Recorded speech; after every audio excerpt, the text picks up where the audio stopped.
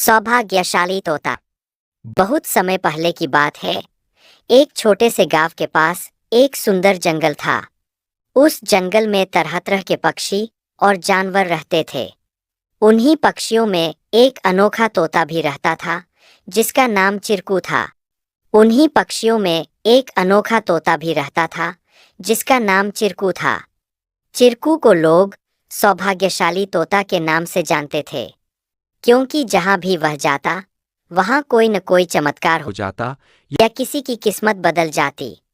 गांव के लोग मानते थे कि अगर चिरकू उनके घर आ जाए तो उनके जीवन में सुख और समृद्धि आ जाती है। चिरकू हमेशा खुश रहता और अपनी मधुर आवाज में गाने गाता। लोग उसे फल और अनाज खिलाते और उसकी भलाई की कामना करते थे। चिरकू भी गांव के लोगों से बहुत प्यार करता था और जहां भी जाता खुशियां बांटता। एक दिन गांव में एक गरीब किसान, जिसका नाम रघु था, बहुत परेशान था। उसकी फसलें बर्बाद हो गई थीं और उसके पास खाने को भी कुछ नहीं था। वह दिन रात मेहनत करता, लेकिन किस्मत उसका साथ नहीं दे रही थी। एक दिन रघु ने गांव के लोगों से चिरकू के बारे में सुना और सोचा कि शायद यह सौभाग्यशाली तोता उसकी भी मदद कर सकता है। रघु ने तय किया कि वह चिरकू से मिलकर अपनी किस्मत बदलने की विनती करेगा। अगले दिन वह जंगल की ओर चल पड़ा और चिरकू को खोजने लगा। बहुत ढूंढने के बाद उसे चिरकू एक पेड़ की डाल पर बैठे हुए मिला। रघु ने बड़े ही आदर के साथ कहा। चिरकू ने रघु की बातें ध्यान से सुनी और उसकी आंखों में दया उमड़ आई।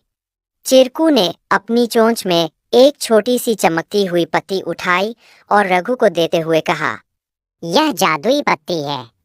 इसे अपनी जेब में रख लो और जब तुम अपने खेत में काम करने जाओ तो यह पत्ती तुम्हारी किस्मत बदल देगी।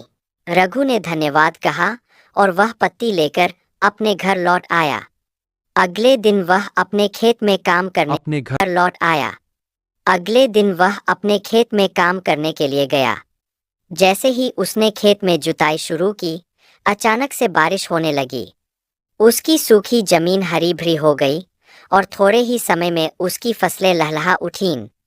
रघु की मेहनत सफल हुई और उसकी किस्मत सच में बदल गई।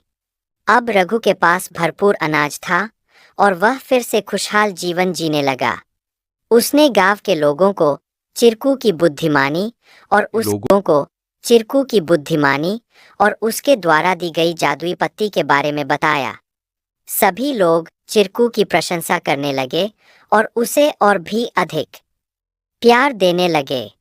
लेकिन चिरकू ने रघु को एक बात कही थी, याद रखना, यह पत्ती सिर्फ तुम्हारी मेहनत का साथ देगी।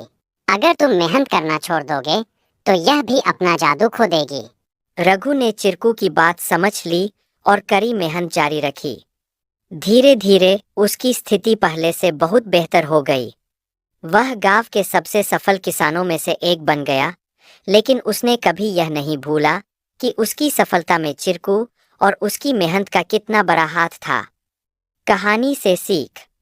इस कहानी से हमें यह सीख मिलती है कि किस्मत भी उन्हीं का साथ देती है जो खुद मेहनत करते हैं। सौभाग्य और अवसर तभी काम आते हैं जब हम अपने प्रयासों से उन्हें सही दिशा देते हैं।